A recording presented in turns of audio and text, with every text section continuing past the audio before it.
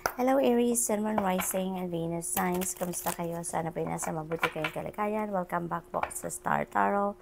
Kung bago kayo dito, welcome din kayo. Thank you sa inyong support. I truly appreciate it. God bless you all. Pauna mensahe ni Aries for today, I trust, and Aries, magtiwala lang daw kayo, no? Maaaring ang iba sa inyo dito, may mga sitwasyon na mawala na kayo ng pag-asa, yung gano'n, yung parang may despair na kayong nararanasan, nararamdaman. Kaya pukaw ito sa inyo, sa inyong mga damdamin, na magtiwala lang kayo, Aries, pasasaan ba at kung ano man ang hinahangad ninyo, ano man yung best para sa inyo, yun ang dadating at mangyayari sa inyo. Kaya magtiwala lang kayo, no? Huwag kayong mawala ng pag-asa. Keep your hope, faith, and trust alive sa puso ninyo. Dahil hindi naman natutulog ang Diyos, hindi ba? Lagi namang nandyan ang Panginoon para sa atin. Alalahanin natin na lagi lang nangyayari ang mga bagay sa buhay natin according to the divine order and timing. 'Di ba? Kaya magtiwala lang kayo. Magtiwala lang kayo sa divine universe, magtiwala kayo sa natural ebb and flow of life, magtiwala kayo na there is a divine plan, no, for each and every one of us. Kung ano ang best para sa inyo, yun ang dadating sa inyo. Sometimes, no, yung mga kagustuhan natin sa buhay, hindi talaga yan ibinibigay sa atin. It's because hindi yan para sa atin, or it's because it's not for our best interest, hindi ba? Pero kung hindi man binibigay sa atin kung ano yung gusto natin, merong dumadating, merong binibigay sa atin which is the best for us. Okay? So, lagi lang natin tatandaan yan. We have no. Ayan. So, for some of you dito, maaaring kayo ay magsasabi ng no sa iba. Meron kayong i-reject, meron kayong i-refuse. Or, maaari din naman na kayo yung magsasabi ng no to other people. Meron kayong i-refuse or i-reject na something from other people. We have it's up to you. Ayan, nasa sa inyo ang desisyon, nasa sa inyo yung last say dito sa kung ano man ang sitwasyon na ito. Okay? It's all up to you. It's all up to you on how you're going to navigate your situation right now. It's all up to you kung ano yung decision ninyong gagawin sa ngayon. It's all up to you kung ano ang sa tingin ninyo ang best para sa inyo.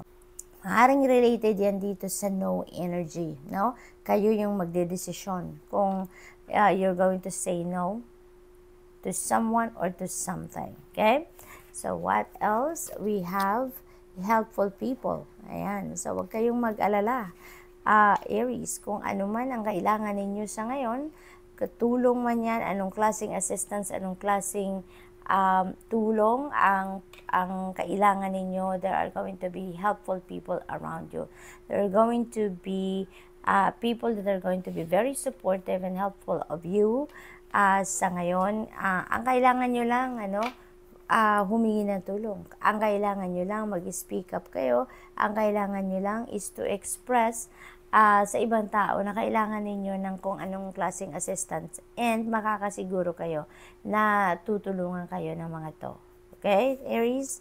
Huwag kayong magdalawang isip, no? Kung kailangan ninyo ng tulong, kailangan ninyo ng assistance in any form, don't hesitate to ask for help, alright?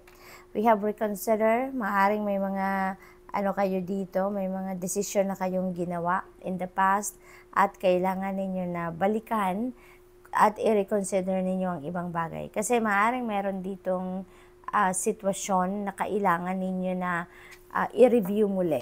No? Maaaring kailangan ninyong i-review muli ang inyong naging desisyon na before na simulan ninyong gawin yan or before na i-roll out na ninyo kung ano man ang decision na yan at kung ano man ang plano na nabuo sa isip ninyo. Okay? We have forgiveness. Ayan. So, nasa sa inyo. Kung handa na kayong magpatawad na kayo. Kung handa na kayong humingi ng tawad, kung kayo din naman yung hihingi ng tawad, then do so. Dahil malaki ang naitutulong ng pagpapatawad, hindi ba? Malaki ang nagagawa ng paghingi ng kapatawaran sa atin. Nagkakaroon tayo ng peace of mind, nakukuha natin yung inner peace na sa puso natin, sa loob natin. Kaya kung handa na kayong magpatawad, then ibigay nyo na yan. Kung handa na rin kayong humingi ng tawad, kung kayo naman ang kailangan humingi ng tawad, then do so. Okay? So that's all I have for you for today, Aries. Thank you for watching Love and Light. Namaste. Hello, Leo, Sun, Moon, Rising, and Venus signs. Kamusta kayo? Sana po nasa mabuti kayong kalagayan. Welcome back po sa Star Tarot. Kung bago kayo dito, welcome din kayo. Thank you sa inyong support. I truly appreciate it. God bless you all. Tignan natin ang mga messages ni Leo. We have look for a sign. Ayan. So, Leo, maaaring ang iba sa inyo is asking for guidance, asking for enlightenment, for clarity, ganon. Kaya maaaring nagdadasal kayo at humihingi kayo ng signs, no? Maaaring iba sa inyo humihingi ng specific signs talaga. Kaya be on the lookout for that sign, ano, na hinihingi ninyo. For those of you na naghihingi ng signs na hindi specific kung anong klase ang gusto ninyong makita, tignan ninyo kasi there are so many things na ginagamit ng spirit team, no, na sign para sa atin kung humihingi tayo ng gabay. Maaaring gumamit yan ng mga coins, gumamit yan ng cloud formation, maaaring gumamit yan ng different kinds of animals, no? Lalo-lalo na yung mga butterfly, ganyan, grasshoppers, yun mga madalas na ginagamit, no? Dragonfly, ginagamit ng spirit team para maghatid sa atin ng gabay. Kaya, be on the lookout for that kasi malalaman din yan naman ninyo kung yung specific sign na yan is for you dahil it will speak to you, no? Makakaramdam kayo ng kakaiba at may isip din ninyo na, oo nga, this is for me, no? Bakit nga ba lagi ko tong nakikita, no? May mga ganun kayong mga instances na mapapansin ninyo para sa inyo yan, no? So, be on the lookout for that and kapag hindi pa ninyo alam kung anong ibig sabihin ng mga nakikita ninyong sign, i-google po ninyo yan. There are so many resources online ang nag-i-explain ng mga different kinds of symbolism, no? Nakikita natin as a sign from the spirit team, okay? So what else? We have choose a new direction.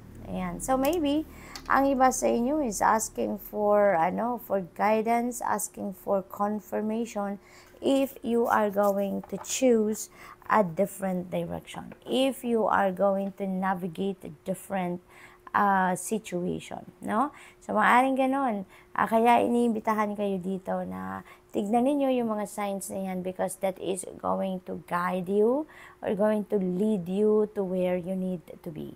Okay? Kasi maaari talaga na meron kayong plano, meron kayong gustong gawin dito na gusto ninyong maiba, kumbaga, no?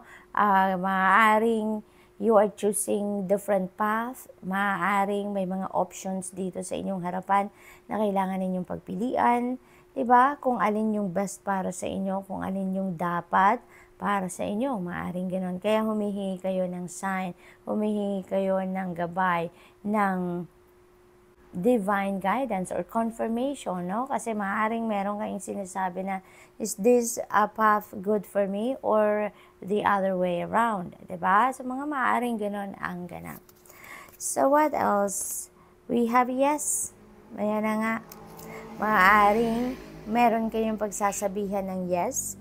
Maaari din naman na kayo ang makaka-receive ng yes answer from other people or this could be a confirmation doon sa inyong pinagdadasal. Maaring ang hinihingi ninyo is yes or no. No? Maaring before the reading, meron kayong prayer na through this reading, makuha ninyo ang kasagutan sa inyong tanong. And maybe, ito yung kasagutan na hinihintay ninyo. It could be a yes, hindi ba? Maaari din na may hinihingi kayong clarity or guidance dito at regarding your direction na pinipili ninyong tahakin no? At maybe ito yung kasagutan sa iyo na yes, definitely it is the right one for you, di ba? So use your own judgment and discernment on this, Leo. Use your intuition, okay? Use your intuition para ma-pick up ninyo kung ano talaga yung gabay para sa inyo or kung ano yung kasagutan sa inyong mga tanong. We have no need to worry. Ayan, huwag kayong mag-alala. Maaring ang iba sa inyo dito is super super stressed out na dahil sa hindi ninyo malaman kung anong direction ang tatahakin ninyo or something else. But ito yung sabi sa inyo ng inyong spirit team, no need to worry. Everything is taken care of. You just need to trust, okay? And listen to your intuition because that is going to lead you to kung ano ang dapat ninyong paniwalaan, kung ano ang dapat ninyong gawin, kung ano yung dapat ninyong maging diskarte sa buhay. Okay? So, isang tabi nyo na kung ano man yung stress na yan, isang tabi nyo na kung ano man yung takot na nararamdaman ninyo about something, you have nothing to worry about. Okay? We have asked for help from others. Ayan. So, if you need help from other people, then huwag kayong mag-hesitate na humingi ng tulong. Okay? Lagi ninyong alalahanin na help is always available to you in whatever form it is na kailangan ninyo. Pag humingi kayo ng tulong, sumaguni kayo sa mga tao sa paligid ninyo, you can, rest assured that you will get the help that you need. Okay? Marami kayong tao sa paligid ninyo na matulungin, no? Talagang handang dumamay sa inyo, kaya huwag kayong mag-hesitate na humingi ng tulong. You have reconsider, and may mga decision na siguro kayong nabuo na sa isip ninyo, handa na kayong i-roll out yan, but you may need to reconsider something dito before nasimulan ninyo yan, kung ano man ang decision na yan. Okay? So, balikan ninyo siguro kung saan kayo nanggagaling sa decision na yan, ano mga pinagbasehan ninyo, reconsider something dyan. Balikan ninyo yan, tignan ninyong maigi, use your eagle eye, kumbaga sa pagre-reconsider ng mga bagay-bagay dito or pagtingin muli sa kung ano man yung kailangan ninyong tignan dito at baka mayroon kayong mga na-neglect dyan or baka may mga hindi kayo napansin dyan at ngayon, maaaring yon ang kailangan ninyo. Okay? So good luck and that's all I have for you for today. Thank you for watching. Love and light. Namaste. Hello Sagittarius, Sun, Moon, Rising, and Venus signs. Kumusta kayo? Sana po nasa mabuti kayong kalagayan. Welcome back po sa Star Tarot. Kung bago kayo dito, welcome din kayo. Thank you sa inyong support. I truly appreciate it. God bless you all. Tignan natin ang mga messages ni Sagittarius. We have listen to your intuition. Okay? So, maaaring may mga downloads dito na parating sa inyo, Sag. Maaaring humihingi kayo ng guidance, humihingi kayo ng clarity, ng enlightenment, and that guidance for you will be sent to you through intuitive messages. Kaya pakinggan niyo po kung ano yung bulong ng inyong intuition. Okay? Dahil yan ang magli-lead sa inyo kung anong dapat ninyong gawin, saan kayo pupunta, anong dapat ninyong i-prioritize sa mga ganong bagay. Okay? So, you will be shown the way dito. You are divinely guided. Kaya, ang mahalaga ninyong gawin ay pakinggan at sundin ninyo kung ano ang bulong sa inyo ng inyong intuition. Okay? There are going to be a lot of guidance, downloads, intuitive messages dito coming in sa inyo. Opportunities, and maybe that guidance is going to lead you to this golden opportunity. Okay? Golden opportunity, gold na gold ang card ninyo eh. Diba? Napakaganda. Ang daming bumabagsak na gold coins dito. So most likely, yung opportunity na to is a financial opportunity. No? And could be, this is a golden opportunity sa inyo. Kaya might as well take advantage of this. Might as well align your energies with this opportunity energy para nang sa gayon, ito talaga yung mahatak ninyo towards you at this time. Okay? Sagittarius, Maaaring ano 'to, bagong pagkakakitaan, bagong money path, bagong trabaho, bagong career. This could be a lucrative one, na oportunidad na 'to, kaya take advantage of this. Be on the lookout for this one, okay? Buksan ninyo ang inyong mga isip, inyong tenga, ang inyong sarili para sa pag-welcome ng opportunity na ito, okay? So, let's see what else we have let go. Ayan. So, it's a time for purging. It's time for releasing something dito sa buhay ninyo na hindi na necessary, hindi na kailangan, hindi na kapaki-pakinabang para sa inyo. Okay? Let go nyo na yan. Maaaring marami pa kayong bagahe sa inyong dibdib from your past experiences, maaring marami pa kayong negativity sa sarili ninyo, sa isip, sa puso, sa inyong energy field. You need to let that go para makapasok ang opportunity na to. Kasi, diba, kung meron tayong negativity sa ating katawan, sa ating sarili, that stands between us and our happiness, that stands between us and the blessings that are supposed to come in. Nagiging barrier yan, ano? Yung mga sama ng loob, mga ganyan, mga negativity, nagiging barrier yan, no? Para doon sa kung ano ang maganda, mabuti, na sana ay papasok sa buhay natin. Kaya, maybe, kailangan na ninyong pag-isip-isipan yan sa ngayon, no? I-dissect ninyo ang inyong sarili, ang inyong mga nararamdaman. At kung meron pa kayong mga negativity dyan, i-let go nyo na yan as much as possible para wala ng barrier, ano, between you and this golden opportunity. Don't stop, ayan, don't stop, kasi ibig sabihin nito, no, siguro meron kayong endeavor na kumbaga malapit na ninyong marating ang tagumpay, malapit na ninyong makamit ang victory dito, kaya hindi kayo pinapatigil, no?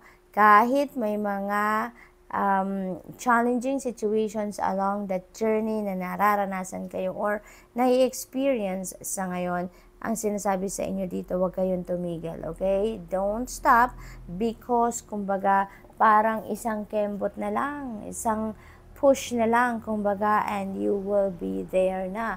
Makukuha nyo na kung ano man ang inyong minimithi, okay? So, what else? We have take action. You need to take action towards this opportunity. That's what I'm picking up. Maaaring may offer na talagang dumating sa inyo dito, Sagittarius, for some of you. Maaaring dumating na to, kumakatok na to, and maybe you are still procrastinating. Maybe hindi kayo sigurado if this opportunity is for you, kaya hindi pa kayo gumagawa ng kahit ano. Wala pa kayong action na ginagawa para ma-consider ang kung ano man ang opportunity na to or matignan man lang, diba? Kaya you are being advised here to take action now before that opportunity slips away from you. Okay, Sag? What else? We have be assertive. Ayan. Be assertive, be confident about yourself, and take action. Maaring pinanghihinaan lang kayo ng loob. Maaring hindi lang kayo sigurado sa mga gagawin ninyo. Kaya, you are being advised here na maging confident kayo. Be assertive. Magtiwala kayo sa inyong sarili. Magtiwala kayo sa inyong kakayanan. Huwag ninyong pagdudahan ang inyong mga skills, talents, and gifts. No? Dahil lahat naman tayo may ganon, lahat tayo binibigyan ng skills, ng talents, ng gifts na magagamit natin para sa ating pagtatagumpay or magagamit natin para doon sa kung ano man yung mga kailangan nating pagtuunan ng pansin para marating natin kung ano man ang mga minimithi natin or mga heart's desires natin, hindi ba? So, Sag, good luck, and that's all I have for you for today. Thank you for watching. Love and light. Namaste.